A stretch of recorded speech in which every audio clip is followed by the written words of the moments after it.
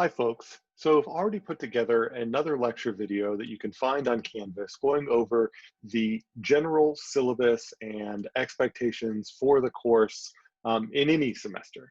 But I wanted to add an additional video discussing that modifications to those policies that we make in this semester to help facilitate the widest accessibility and students to having the most comfort in their participation in this course through a variety of different modalities, mainly potentially in person, ASU-Sync, and asynchronously. And so the main areas of this course that will be adjusted by this flexibility will be in the areas of lecture attendance, the exams, the final project, and not really the labs so much, but I'm going to address the labs as well because I'm sure questions will come up about that.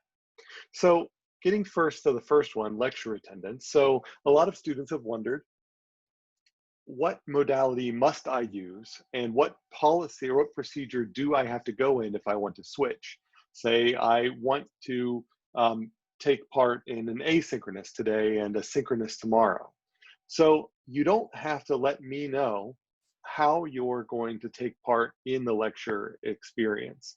That is up to you on how you want to do that. So anyone can always take part in ASU Sync, in other words, remotely, synchronously over Zoom, or the asynchronous delivery where you wait until the lecture videos to be posted and then you watch them afterwards. In-person attendance may be more constrained.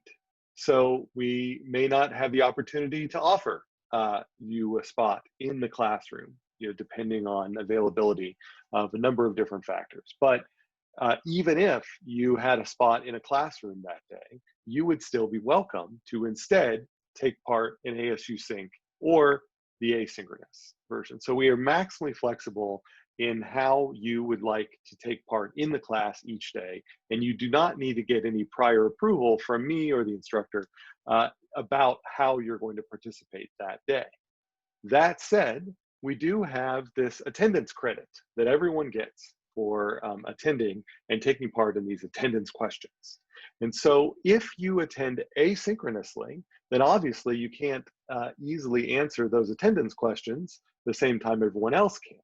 So what we do is when the video goes online, you have a clock, let's say a 24-hour clock, in order for you to watch the video and respond to those attendance questions and then submit them. So I'm not going to actually see and review the attendance responses until 24 hours after the video for that day is posted. So you have to look out for that video, and then you've got all that time to respond to those attendance questions.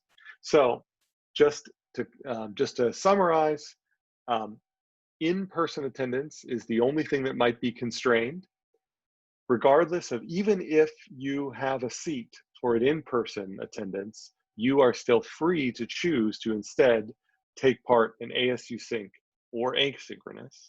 Regardless of what modality you use, then you get credit via these attendance responses, and via asynchronous, or I guess synchronous too, if you wanted to, you could come back, you could decide not to deal with things during the class and end up instead responding to these after the class. But you have 24 hours after the video is recorded to respond to these. Just as a reminder, during classes, you may see, say, 2 or 3 of these pop up in the middle of a lecture, these attendance exercises, which you visit the URL or go to the QR code, it's the same thing. If we were in person, there might be a paper-based option, but if we're doing this sync modality, we're probably not going to want the paper-based approaches. So really prefer that people use this URL or the QR code, especially because this can be done after the class, so it doesn't have to be done actually in the classroom. And videos will be posted. So if you're in the class, you can immediately respond to that. So basically, as you're sitting through the class, you open this at the first attendance exercise slide, you put in one of your answers for that. Maybe another attendance exercise slide comes up, you can put in your answer on that same form. There's multiple slots for answers. And then at the end of the class, you hit submit.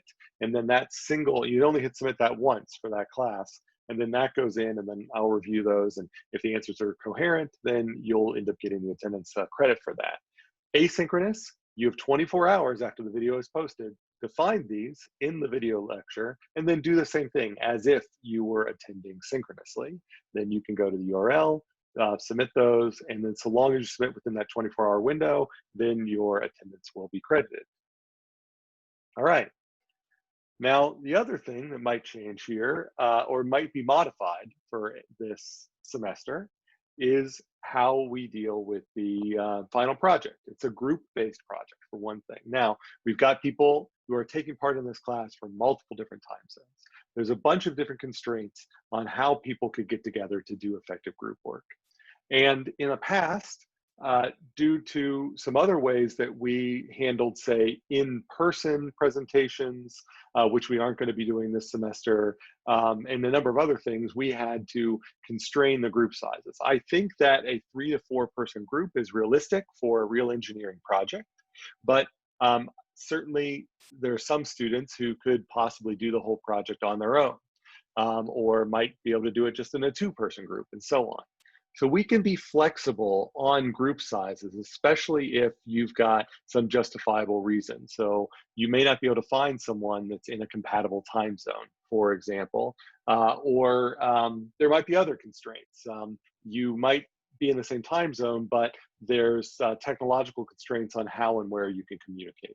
I don't know. So, but we can be flexible on group sizes. So even though it might be formally we're looking for 4, if we have to, we can do non-traditional group sizes. Traditionally, this project requires students and their groups to go out and take data from real-world systems. This might mean, say you're going to study you do an operations research question at a coffee shop. When people would go to the coffee shop, and then they would take data on how often people arrived at the coffee shop, how long it takes for different aspects of the process to be completed, and so on and so forth, so that they could then build a simulated coffee shop and then test different operational reconfigurations and see how they affect performance, hypothetical performance. Now, of course, a lot of the systems that students are accustomed to taking data on may not be operating normally, and it may not be safe, or students may not feel safe in taking that data in the normal sort of traditional way. So although it is enormously valuable for students to gather real world data that they can build input models to put into their simulations, for this semester, we can be flexible on exactly how data driven some of the parameter estimates that go into the simulation models are. So it might be that students don't go out and take data, but instead they go to Google and they do some searches and they find a justifiable argument for why a particular parameter choice in their input models was used. So it's not quite data driven, but it is at least plausible, or it passes some sort of feasibility. So that's what we're kind of looking for, is that being able to make an argument that a parameter choice is reasonable. If you can take data, that's great, but I'm not going to push anyone into uncomfortable situations to take real world data. Now, we do have labs where we will give you data sets that you'll have to do the same type of input modeling that you would normally do during your project. And so you're still going to get practice in the data-driven input modeling, but you won't be gathering the data yourself. Well, you can if you feel comfortable with that and you have a system for that.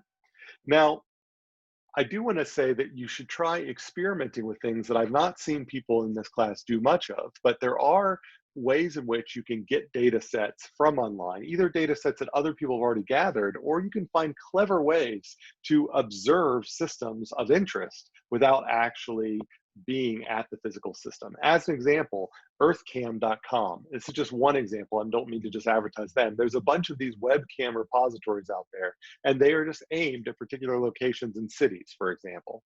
You might be able to, as if you were sitting there on that street corner taking data, take data from that webcam, and it'd be the same sort of data you might be able to take if you were in person. Now, of course, that's still highly constrained. If you were actually at a business, you could maybe go into the business, you could walk around at different angles, but you might actually be able to have recorded video data that would be easier to analyze. And so it's a double-edged sword. There's benefits there's also additional challenges. But I encourage you to think about novel ways to get data for this project. So those are the major changes to the project, the group sizes, and then how and you're going to get these data. The other thing that might change, or that definitely will change, is how we do assessments. So, of course, we can't just force everyone to take an assessment in person this semester. But there are some excellent tools, at least in my experience, for online proctoring. And so, for example, one of these is the Respondus Lockdown Browser. And so I will likely, if we do say require use of Respondus Lockdown Browser to take the midterm and the final exam online, add maybe an additional test assignment that students will have to complete, say, a few days before the midterm or a few days before the final exam, being able to demonstrate that they're able to install Respondus Lockdown Browser and run it with a normal test. And so this might, shave a half a percentage point or something like that off the midterm and off the final. And so it ends up sort of being free credit, but in that way, it allows students to know that they're going to go into the midterm and they'll know that the Respondus should be working for them. Again, there are these retake opportunities on both the midterms and the final. And so even if you're sort of uncomfortable taking the exam the first time, you'll have that second opportunity where hopefully maybe the Respondus setup will not be as intimidating. So that's likely how we're going to do assessments, is remotely. And so there's going to be a timed exam. So these exams have to fit within 75 minutes, but we have multiple time zones. So anticipating likely it would be a timed exam, but the exam must start within a particular time window, and then it must end 75 minutes after it starts. And so that's how I plan to do this.